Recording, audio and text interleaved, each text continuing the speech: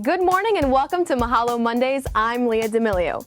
For all you Joe Six-Packs out there, I'm sure a lot of you are planning on throwing back a few brewskis while watching some Monday Night Football. But have you ever stopped to think about the beer you're drinking? Mahalo Daily viewer Go Chargers suggested on the blog that we explain the difference between different types of beer. In order to do that properly, though, I thought a little field research with a beer expert would be best. Let's take a look.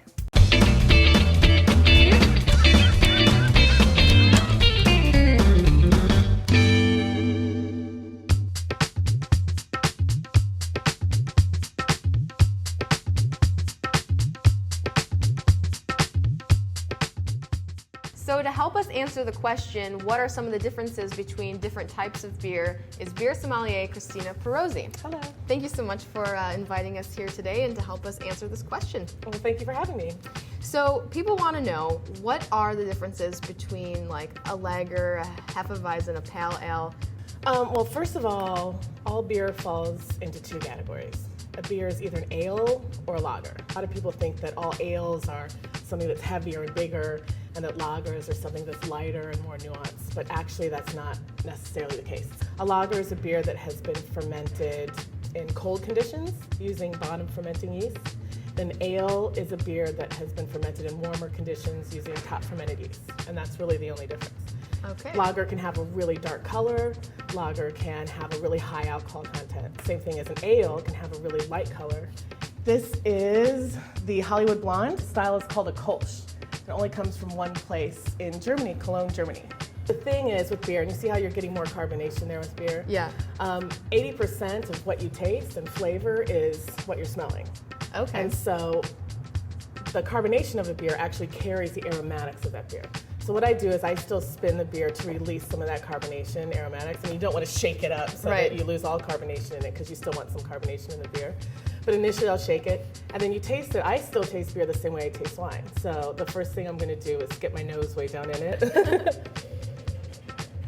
You want to take as deep a breath as you can. Now this is a really nice, light, nuanced ale. So now the next thing is to taste it. The fun part. I'm going to give you an example It's really of good. a light-colored beer that's actually really high in alcohol content. This is a Belgian-style strong golden.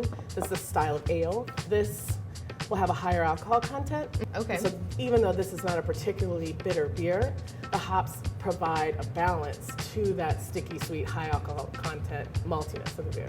If you didn't have hops in it, it would taste like you were drinking syrup. The only thing that gives the beer its color is the malt. What is it and what does it do? Okay, so malts are the fermentable grains that is used in beer. It can be barley, it can be wheat, it can be rye, it can be oats. These grains are actually allowed to sprout, which actually changes the starches in these grains to fermentable sugars. The thing that gives your alcohol content is how much of the malt that you use. Yeast eats sugar, which is provided now by the malt, and produces two things. It produces alcohol and it produces CO2, which is what puts the bubbles in beer. Oh. So the more sugar you have, the more malt you use versus yeast, the more yeast you use, the more alcohol you'll have. After learning that the amount of malt determines the overall alcohol content, the beer chick decided to help develop my palate by sampling various ales, lagers, and Hefeweizers. Surprisingly, beer tasting isn't too much different from wine tasting. You know, with wine you have red grapes and white grapes. Yeah. You know, there are some maritages, there are some blends, but with beer there's so many different varieties, so many different styles, that I think that people just haven't been educated or exposed to them. Mm-hmm. Any last message you would like to put out there to those good. watching? Beer is good. So for tonight's game, or for tomorrow's election results, try a beer outside your comfort zone and test your palate.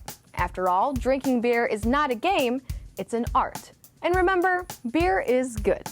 If you have a question you'd like answered on our show, send it our way any way you can. For Mahalo Mondays, I'm Leah D'Emilio, reminding you to rate, subscribe, and share. Mahalo, we're here to help.